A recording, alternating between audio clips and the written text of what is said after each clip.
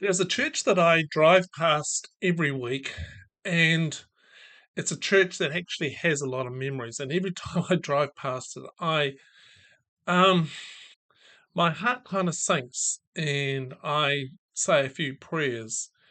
Years and years and years ago, I went into this church building several times, and I worshipped within this quite a large church community. And I'll never forget the first time I went there, and I wondered what on earth had I stepped into. I think it was like the control and the power over that I felt that men were to do this, women were to do this, people must be dressed in a certain way, the music had to be perfect, suits and ties for men, and women always wore hats. They had to wear hats. Shoes were to be polished, and basically nothing was to be out of place. But there was no what I call spontaneity in the life of the place. Young men and young women could not even date unless the elders of the church gave approval. All right, that was how controlling the place was. I call this spiritual abuse. Um, and this church was more like a cult than a church. And years later, I moved from a Christian council in the city where I live nearby. Um, and he said that councillors in the city made a lot, so some councillors made a full time living out of people who had left this particular cult, this church. And so when I drive past this place, I pray for the little ones, the little ones who I believe are getting spiritually abused, the little ones who are being brainwashed, the little ones who are being caught up in what I would call an enmeshment of a cult. And if you come over and read the blog post on the website, there's a couple of links there about cults, and one of them is take a church risk assessment, just to check out, say, okay, how culty is the church I'm going to, or the church that someone that I know and I love is going to. Um, and it's really quite an important thing just to give an assessment. But who are the little ones that I've been talking to? Well, there's a Jesus story, and Jesus told the story. At the time, the disciples came to Jesus and asked, "Who is the greatest in the kingdom of heaven?" And I think they're like, "Is it me or is it him?" But so Jesus, typical Jesus, he called a child whom he put among them and said, "Truly I tell you, unless you change and become like little children, or like children, you'll never enter the kingdom of heaven." Um, and by the way, he's not talking about heaven where we go to when we die. No, he's talking about knowing the fullness of what God life is like here and now. So unless you become like a child, you're never going to really experience the fullness of what God is like. Okay, so I digress. Whoever becomes humble, like this child, is the greatest in the kingdom of heaven.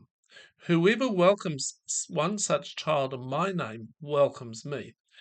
If any one of you puts a stumbling block before one of these little ones who believe in me, it would be better for you if a great millstone were fastened around your neck and you were drowned in the depth of the sea. Whoa, Jesus is, yeah, he's saying it, isn't he? Woe to the world because of stumbling blocks. Occasions for stumbling are bound to come. All right, he's saying, yeah, you're going to slip over and fall. You're not going to get it all right. But woe to anyone by whom the stumbling block comes. And I think it just as I think about this church, there were people there that were caught up in it, and they were caught up in stumbling, giving other people stumbling blocks to keep them within that particular cult. Jesus uses the presence of children to draw the listener into a flipping of the focus. His disciples probably wanted to know who was the greatest. Was it me? Or was it the other one? Perhaps some of them thought they might be. And perhaps some egos needed reining in. Maybe the disciples thought if they knew who was the greatest, then they could aspire to become like them, like kingdom life is all about self-advancement, isn't it? Jesus says the greatest are the micros. Okay, and that was the Greek word that we use for little ones. And this is the Greek word for micro.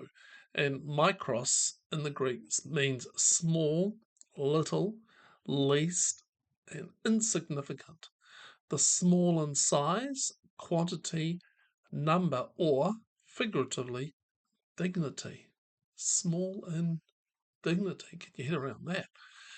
Um, when I hear the word micro, my thoughts quickly go to a microscope, something used to examine something not visible to the human eye. We zoom in and look at something microscopically small. And the little ones, the seemingly insignificant to the whole, are to Jesus the ones we must be sure to put anything in front of them, not to put anything in front of them that might shift their desire to know God more. I'll put it that way. Shift the distraction away from God, but to sort of more man-made structures. Who are the little ones? Well, it's very easy to focus on the children, okay, because that's very obvious. That's what Jesus was, in the first instance, was using as a metaphor. And yes, children are very small, are beautiful, have the beautiful openness and desire to be like sponges. But I think there's others. There's other little ones, and the other little ones or ages I would like us to consider. I've got 5 of them. One is intellectual age. I've had the joy of being in a Christian community with those who have had an intellectual disability. They may have the physical or body age of a 30-year-old or a 50-year-old, but due to an intellectual disability, they may act more like teenagers or even younger. Are these little ones? I'd say they would be.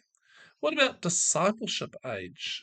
A person comes to know Jesus maybe even as a fully mature adult, but they are still young in the faith and they are open to all sorts of influences, some good, some not so good. Are these little ones? I think they are. Then there's personality age and ministering to people. Sometimes I've had the joy of ministering to people with dissociative personality disorder, formerly known as multiple personality disorder. And sometimes I would find someone who would come out who would be a little child, a very small little child. And these little children needed little children care, pastoral care. Are these little ones? Yes, they are. Another age is what I would call an interruption age.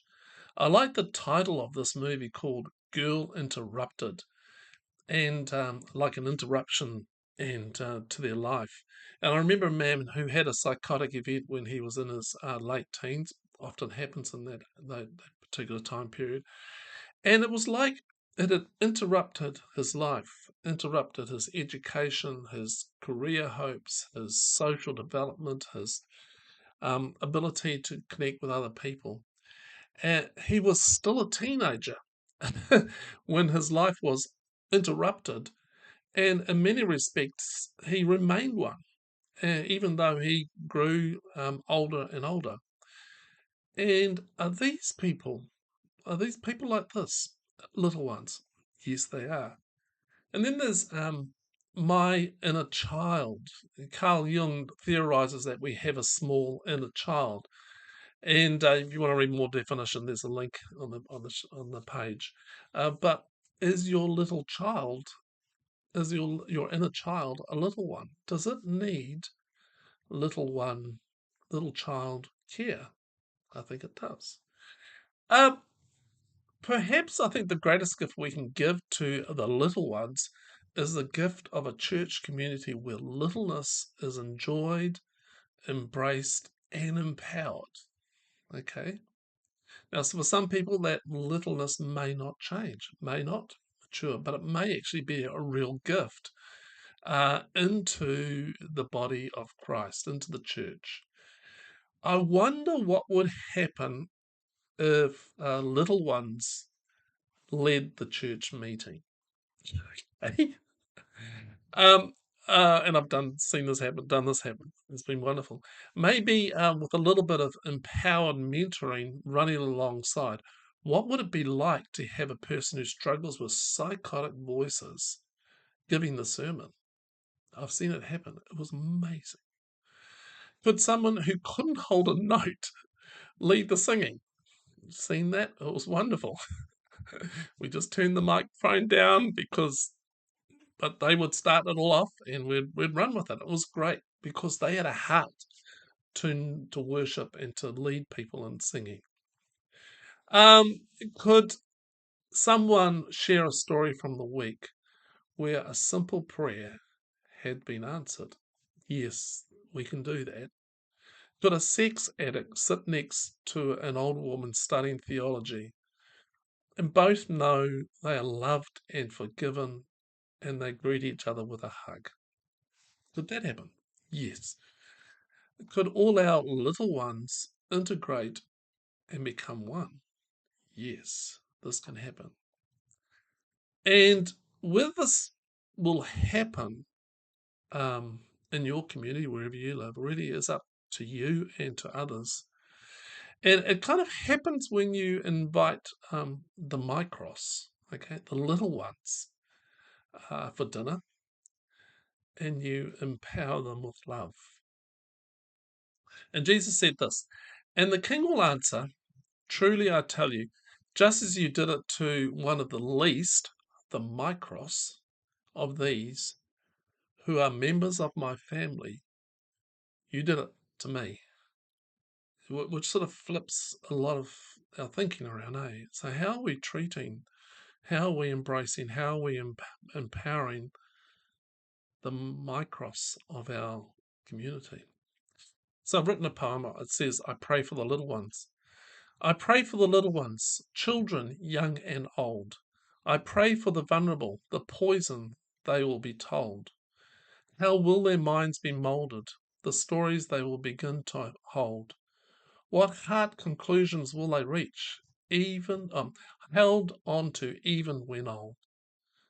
I pray for saving bright sparks to float from other fires, to illuminate the poison landscape in which they have retired. Wake from poisoned sleep, toxins leave the soul. Wake up to beauty and grace, the kiss of Christ to make you whole. I pray for playgrounds, sandcastles to be built. No more church mausoleums. Children dance a joy-filled lilt. Pray that rules will not restrict the dance that is going on. When you hear the Aslan call, drop the weights and dance along. I pray for the child in me to listen for Spirit's dance, that I might leave the old stiff ways, feel the wind, unfurl the sail. Hey, leave a comment below in the, in the notes. Send me an email, barry@turningthepage.co.nz. I'd love to hear from you.